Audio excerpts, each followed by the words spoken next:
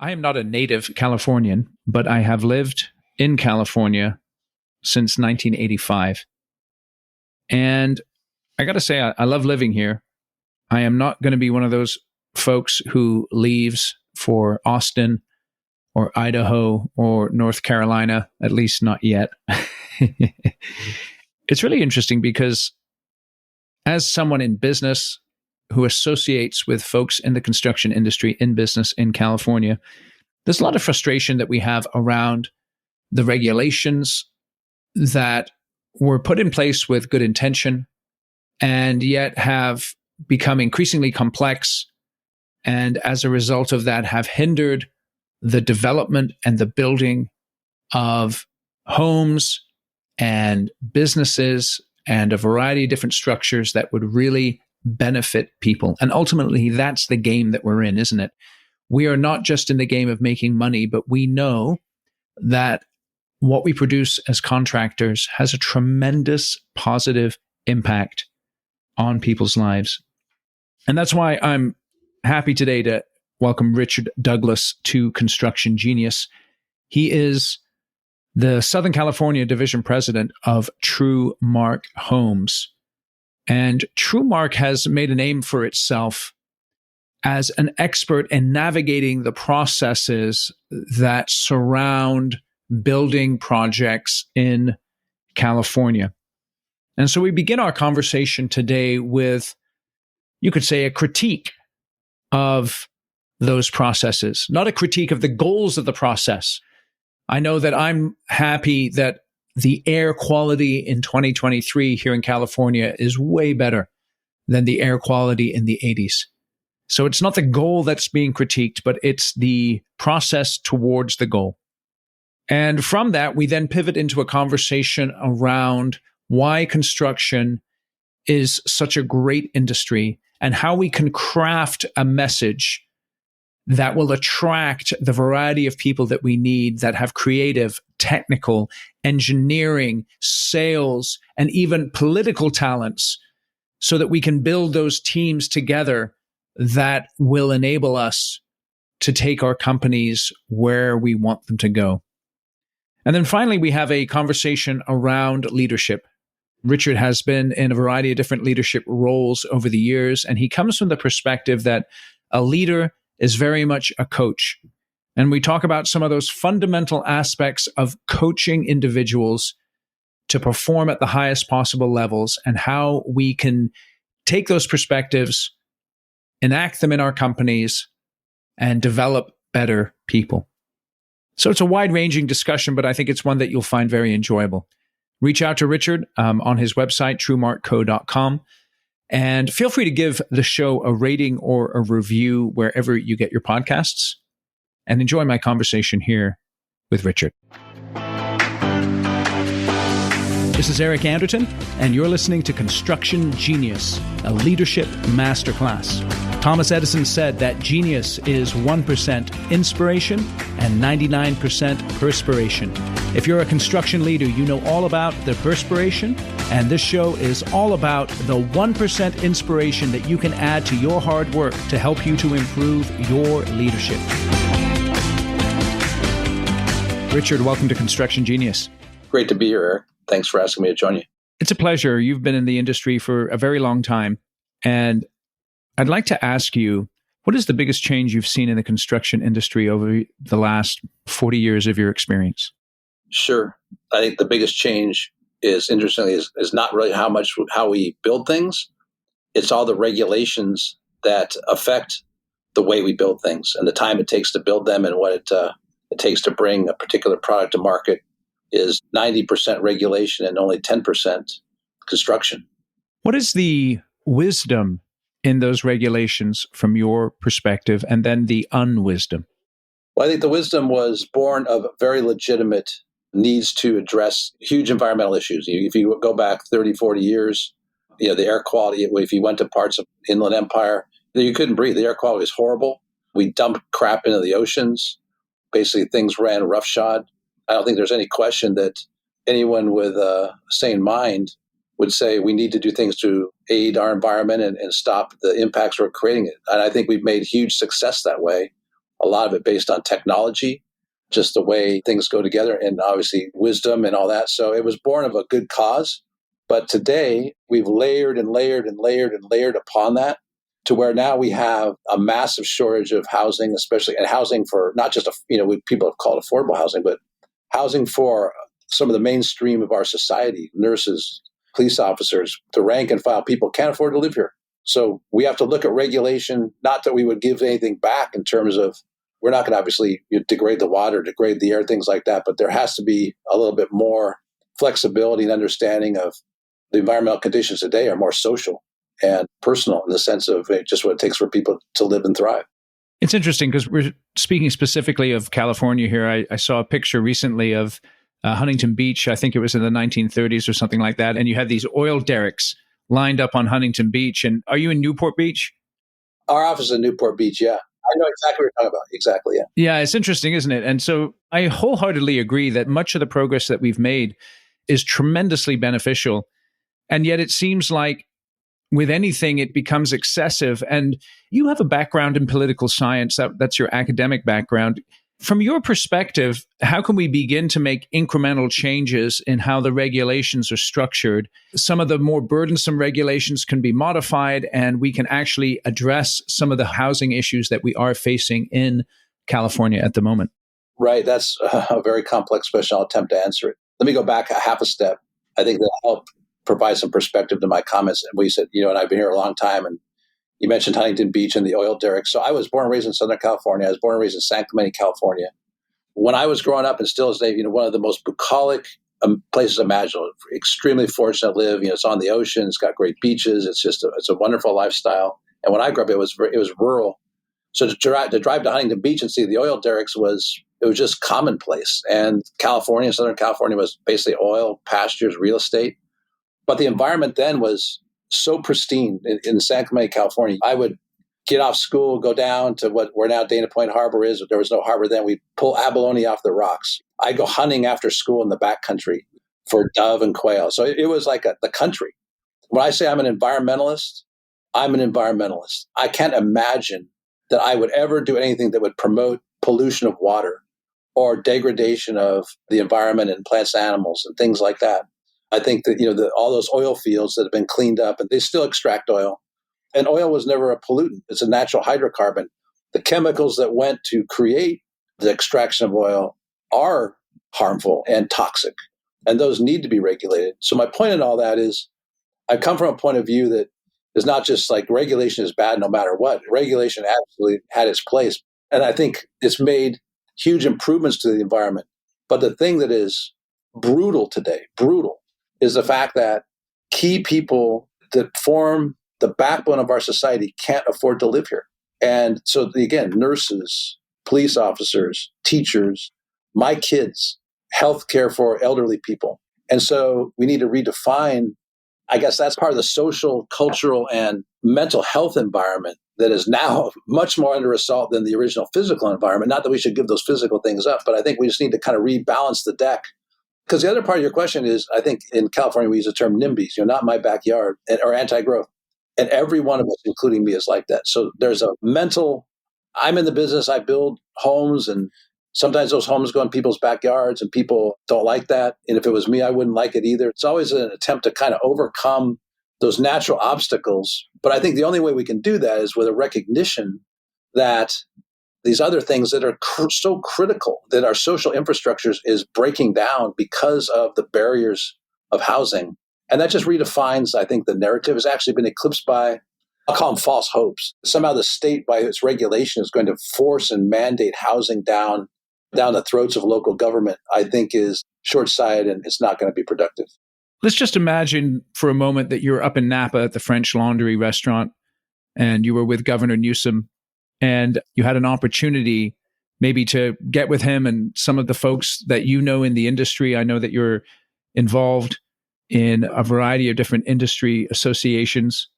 What would you say to him in terms of being able to maintain the progress that we've made with the environmental aspects of conserving the environment, as we discussed, and yet being able to practically address these human issues related to housing? Well, I would say that this door just cracked open here in recent days, not even weeks, is we have to have a more comprehensive look at CEQA, the California Environmental Quality Act. And because that's really it was a regulatory vehicle that was connected to everything I've been talking about up till now. And I remember when it came out, and it was after Earth Day, and it was in the 70s. And it was valid for all the reasons I mentioned, is because there was pollutants, things like that. So I say we need to look at that and say, but within CEQA is layers and layers and layers of other sorts of regulatory bureaucracy that can be alleviated. And really more, I'll say, in an urban context where I use the term, we don't need to go invade pristine natural land. We need to recycle uses and whatnot that's on existing land in urban environments. And I think there needs to be incentives for the conversion and repurposing of those dilapidated or aging land uses. We don't drive around in cars. There's land uses that were created in the 60s and 50s. We don't drive around in cars, and the technology that we live in isn't from the 50s and 60s. It's modern. Even though the needs are so massive, we can't attack it on a massive scale. We got to take it on a kind of individual, incremental scale and start with the most reasonable things that can be converted and create incentives for that. Incentives for landowners to convert their land for types of housing, and incentives for local government to facilitate a fast conversion of those uses to housing. Yeah, so the speed aspect there, that has to do with the amount of regulation and the review of the process. What do you think about the idea of exempting certain projects from the CEQA review? Do you have any opinion on that? Yeah, it's exactly what I just said. I think there needs to be a class of land uses and a class of objectives that is exempt for that reason, or at least fast-tracked. Here's an example. Just think about this, right? My company creates a project somewhere, community. And civil engineers, they create the platform, the land use platform. There's lots where we put our houses and pipes in the ground that convey, sewer and water and all those sorts of things. And those things are put together by guys that were really good students in school, good in math, all the things that we'd admire, and have licenses, professional licenses. They also take on professional liability if their designs were inadequate. So one, they certify that the designs are to the highest standards. Two is if they're not, they are subject to liability, to being sued and having damages. They take those plans and they take them into local government, many times that are being checked and reviewed by people who don't have any of those certifications, have none of the liability, and very little incentive to move that along. That just, on a basic logic, why does that make sense? And those plans will take, we call it the process. What if it takes a year to get through that process and say, multiple, the term quote unquote plan checks? What are they checking? I'm not just saying that we would turn a blind eye to inadequate design, but we have real smart people that have really high levels of certification. I think we need to kind of understand that we need to kind of rely on that and deregulate what we're doing there. And if it shaves the process in half, that's an increment that makes a difference. I haven't changed a single regulation in that whole discussion I just gave. It's just simply a recognition of things are crazy when you think about that. So it's not so much changing the regulations, it's changing the process related to those regulations. It's both. I think we do need to change some of the regulations, and sometimes regulations can be good. So, for instance, an earthquake happens and we determine that the way the ground moves, now we know about how we reinforce the houses that we build with additional steel and whatnot. And so they update the building code. That's a good regulation because it makes a house safer to live in. It makes it more easy to stand up to hazards. And there's other examples of that with fire and all this. So technology and learning and regulations that are for legitimate health and safety, absolutely. I'm not saying that at all. But regulation that says, I want to convert a dilapidated shopping center into housing, and I've got to go through a 2 or 3 year process. And even if that project's approved, by the way, if that project, let's say it's your project and you take it through and you get the local government to approve it. If I'm an opponent to you, I can sue you and tie you up for years. And I have no liability for that. If you spend $1 million in legal fees to get back what you originally got by the local government, you're out $1 million. You can't come to me and say, you wasted all my time and with a specious lawsuit. I have a high incentive to thwart you, and I have no exposure to thwart you. I would start right there. Just in CEQA alone, opponents can test and sue something that's legitimately approved through an arduous process with no jeopardy. Where else does that happen? How do we begin to, as an industry, marshal our forces, marshal our voice to make progress here. And also, some of this stuff is kind of like singing to the choir, right? We can all sit around in a room shaking our heads in agreement, but it's the other parties, both governmental and non-governmental, that we have to begin to socialize these things with, talk about them so that we can begin to make progress. So as an industry, what insights do you have that might help our audience? Well, I think you said the right word there, which is to socialize it. I say that as this is still a democracy and people have a voice and there's still the democratic process where people vote. And so I say too, so really it's mustering, it's recognition of how acute the problem is so that the same people that are on the streets with placards for myriad social causes, whatever they may be, they show up for, and there's all sorts of good reasons to do that. They need to start showing up and saying, listen, I can't live here anymore. I'm a parent. My kids are going to have to move to some other state because they can't live here. Or I'm not getting good health care because the nurses can't afford to live here. They've got to move to another state. So there has to be, I'll call it social upheaval in a legitimate, and it's all of us. It's like me telling my kids, listen, you guys need to start going to local government meetings. It's all of us as we recognize we're being affected and affected in a lessening of the quality of life. So essentially what's this housing situation is it's like the old punk band, right? Social distortion. It's social distortion.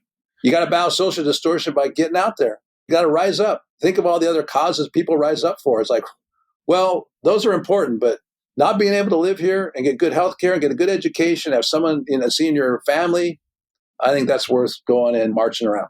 That's what we got to do.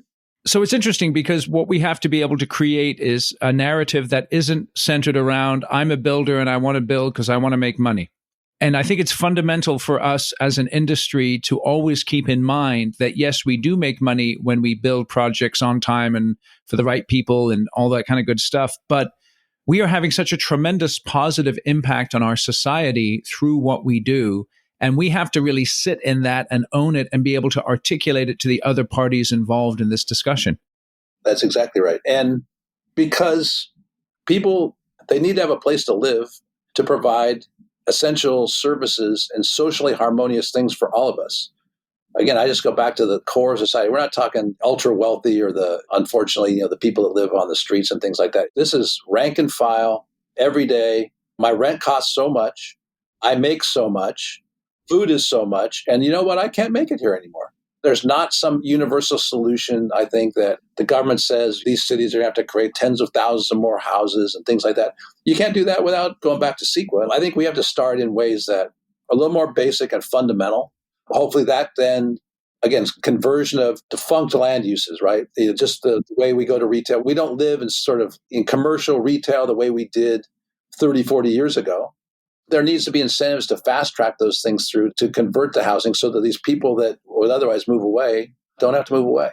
Yeah, it's interesting because you use the idea of social upheaval. And I'm just wondering here in California specifically, what is it going to take for the people who are in power or who have power to either make the decisions themselves or put the energy in themselves or to rally others in order to make some changes? Because it feels like, and I'm just talking, I've lived in California, not all of my life, but most of my life, and it feels like there's this sort of behemoth, the state is this behemoth that seems so difficult to move, particularly if you're coming from one particular perspective. It seems like the state here in California is designed to obviously perpetuate itself and just move along the road of more increasing complexity and difficulty. That's right. That behemoth, it's a perfect way of saying it, but its core DNA is regulation, and a lot of it is sequence. I would use the word for your description there is that's the process. Everything is caught up in the process. The term I used a minute ago with the engineers having to put their plans in, we actually call that the plan check process. And the process is elongated, multi-dimensional. If you step back and say, well, why? Why is there such a long process? How do you simplify that process? And that's really where I go. And part of it is the core regulation is the California Environmental Quality Act, born of a legitimate reason and still contains legitimate reasons. And yet other pieces of it, it's the thing that dictates the process. And the process has gotten out of hand. The goal is noble. The process is not. The goal is noble. The process is not only not, the process is insidiously against progress. Noble cause has been turned into a vehicle where its result is almost complete inaction. And inaction has created an absolute deficit of necessary housing, and that creates social distortion. And when I said, I'm not talking about the truly unfortunate, the people that live on the streets and everything else. That has a much higher headline value, right? As people are suffering out in the cold air and all that stuff, and it gets everyone's attention. But that sort of is the definition of housing. And I'm saying that that's true, but there's a definition that's much broader that affects all of us. Your kids, my parents, healthcare providers. You look at the demographics, people, there's going to be more people that need care. Who cares for them? People that make a certain wage. Where are they going to live? How will care be given if the people that give that care can't afford a place to live? That's different than a person on the street. You put those two together, it's a pretty big set of issues. You got to change the process. Hey, this is Eric. Quick commercial break. Manscaped reached out to me wanting to sponsor Construction Genius, and I turned them down. Why? Because we don't need to talk about Manscaped on Construction Genius. We need to talk about this book, Construction Genius, effective, hands-on, practical, simple, no BS leadership, strategy, sales, and marketing advice for construction companies. This is a distillation of the wisdom that we have discussed and I have shared with you on my podcast and through the various leadership programs that I've developed over the years. And it's in about 120 pages. Actually, no, I take that back. It's not 120 pages. It's longer than that. It's 180 pages, but it's an easy read. It gets right to the point. And if you run out to Amazon and purchase this for just $20, I know that you will get a tremendous return on investment if you read it and then use it and apply it in your construction company. So go out there and do that. Let me know what you think about it. And now let's get back to the interview with Richard. We're going to put a little bookmark right there. This is obviously something that we can take a tremendous amount of time. I just like to encourage the listeners, whether you're in California or not, that as a company, you must get involved with other people with similar interests and be thinking through how you can influence these processes that are hindering excellent aims. As we're talking through this, Richard, we're touching on one of the key aspects of running a successful construction company and also why people may even want to be involved in construction, because it gives a myriad of opportunities for people with different skill sets to contribute to a noble cause. One of those being this political skill that you were describing there, having that understanding of how politics works and being able to navigate those waters. That is a skill that can definitely bring great value to a company. As we're thinking about one of the major issues that a lot of construction companies have, and that's attracting talent to their organizations. In your view, as you've looked at the industry over and been involved over so many years, how is it that a construction company can craft an offer, so to speak, to a wide variety of talented people that might attract them to being involved in the construction industry?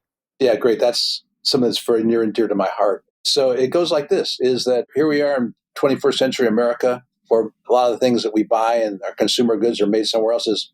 This is one of the last bastions of where we actually build things here for the large part with our own hands, like we've done for hundreds of years. And it's a noble cause, like you mentioned, but it's also it's a great opportunity when you consider that there's a process to that. There's a process to the way we go about building a product that someone's going to live in or eat at a restaurant in and everything else. And that involves a teacher I had in college. Her advice was, be a Renaissance man. And that sounds kind of weird. So what does that mean? A Renaissance man is, hey, who is a Renaissance man? Leonardo da Vinci was a Renaissance man. He painted the Mona Lisa, the Sistine Chapel, was an exquisite artisan. But he was also mechanically adept. His drawings were depicting flight and even helicopters. So he was technically based. And he was, to your earlier points, he had political knowledge. So he convinced the governments that he lived in, the villages, so he could create his great artworks. And then he had a spiritual dimension so that he could capture his art. So his physical, political, financial, he had to nuzzle up to the various, Medici bankers and all that to fund his processes. So if you take that to the modern world, right, here's why a person would want to be in the construction or home building business is if you have a creative talent, there's a place for you. If you are analytical, there's a place for you. If you have the political skills, as you mentioned, place for you. Sometimes people have multiple skill sets, which we value greatly, on and on. So you can build things with your hands. You're a craftsman, whatever it is. It is the only thing left in America that has those components that coexist at the same time and need to be collaborated on to create the products that are trying to achieve the social cause we've been talking about. Name one other endeavor left in our country that is like that, where you can actually self-actualize and collaborate and work with people of every different, all these other social enterprises we talk about, whether it be, you name it, ethnic, whatever it is, doesn't matter. If you're at the table and you have those skills, that's what matters. My goal is to try and get that out there and tell the young people, hey, listen, you should consider this and you can try this for a while. And if you have this skill, there's a place for you. If you want to go through the process and have that patience, there's a place for you too. So many of us, we've been hearing lately about ChatGPT and the AI that's coming, and I use it all the time in my business for various things. But when it comes to putting work in place, when it comes to negotiating a contract, when it comes to communicating as a team, the ChatGPT is not going to take away. It may enhance, it may help, it may give creative ideas in terms of how to put a building together, but that fundamental human aspect of construction isn't going away. And you so well say, it's interesting because you may not be a Renaissance person, but you could be a Renaissance company in the sense that our company is not just full of people who are technical or people who are analytical, but every aspect of human experience and human background can be seen in a construction company. Exactly right. And you touched on something that is probably the nearest and dearest of them all, which is you can be a coach. Is someone has to bring all that together from a leadership standpoint and getting people to collaborate and creating that harmonious sort of environment where people can use their best skills and are recognized for their best skills. You've reached a sort of the social spiritual plane. If those of us that grew up playing sports or whatever, and you're on a team and you're grooving with that team and your teammates, it's like the ultimate. That's always my goal, is to kind of create that environment where people are just celebrating your teammates' successes, right? And it contains all those elements. And you mentioned one, even, the negotiating, if you're a legal person, it's got everything. But someone's got to bring it together and it's got to be harmonious, because if those pieces aren't working together, it doesn't do as well. So there's leadership skills and motivational skills and collaborative skills, call it whatever you want, some sort of form of social skills coexisting. Let me ask you about that in your career, if I could. Many people struggle. Let's say I'm a very good project manager and I know how to build a project, or in your industry, I know how to get a development built, multiple homes, but then they get promoted and they're in a role where they're no longer project centric, but they're now people centric. I know that you've been through a number of different roles in your career. What was the biggest challenge you had when you had to shift from a project centric to a people centric perspective, and how did you overcome that challenge? That's a great question. It goes back to, even though you shift, there's still having a recognition that your job is to put together people with those multiple diverse skill sets into a whole. And a lot of it was mentoring and learning from other leaders I work with. Just gave simple advice, which is, hire great people, let them do what they do best. It was really just letting go and recognizing that the whole idea, if you've attracted the right people with the right blend of skills, is to kind of let them go. It's organic. That's the organization. That's what it is. It's a living, breathing organism. And so, that's the basics of it. I think as I went through that, you have to learn to let go a little bit. You're always kind of coaching. As a kid playing sports, I played every sport, loved being on a team, and you learn how to get along with people you may not naturally like, and you learn how to deal with conflict, you learn how to persevere. Sometimes it's suffering. You have to kind of go through that, and you learn, and I'm still learning. As we speak, I'm adapting to the modern world and how we try to apply those lessons. Let me ask you about that idea of coaching. In your role, I'm assuming you see yourself as a coach for your team. Am I right there? Unquestionably. Okay, so how do you frame, let's say, a coaching conversation? You see someone, like if you're a coach of a sports team, you could see someone not performing on the field and you take them aside and have a coaching conversation. In the context of your business, how do you frame a coaching conversation with the people who are reporting to you? An open dialogue where you're highlighting just what I call fundamentals. There's always the fundamentals. You start with, are we doing the fundamental things well? Let's talk about what those are. what the prerequisites are. If you're an athlete, it's like, let's go on through some drills. We're going to observe the efficiency of how we do the fundamentals. We're going to talk, if we note that there's some deficiencies there, we'll talk about how do we improve. Now we've moved on coaching. Okay, we've determined how our execution of the fundamental base things we should be doing are going. Some are going well, some are not going well. What can we do to reinforce that? It's practice, practice, practice. If this is on a video screen behind me, you can't see it. I have John Wooden's Pyramid of Success. And it's one of those things that's timeless. He developed that, 50 years ago, whenever it was. It's timeless. But it deals with that. It's about fundamentals and harmony and industriousness. I talk about how do we get back to those things? Because at the end of the day, it's accumulation of the execution of those fundamentals that gives you the good results. But it's discussed in a dialogue or in a business sense, whatever, the basketball court or football field, whatever it is. It's reviewing how well you're doing the fundamentals and what can we do to improve? What can we do to adapt? Old methods may not work as well as new methods. Let's talk about that. Empowering your people, part of it is listening. They have a voice too. They're responsible to do it. It's like open dialogue, trust. So I really like this. Just very simply, you observe the behavior or you observe the performance, you then discuss it with the person. And then from that discussion comes a new practice that someone initiates in order to improve on the fundamentals with the perspective that if you execute the fundamentals well, that will get you towards the goal that you're looking to achieve. Did I hear that right? That's right. In sports, that's like they have video, right? They break down the video, every single play, every single time, and they analyze what went right, what went wrong, what would be a change. If you're in the military, they call it an after-action report, and you review what went right, what went wrong, what you can do. It's a constant loop, right, of action and orientation and adjustment.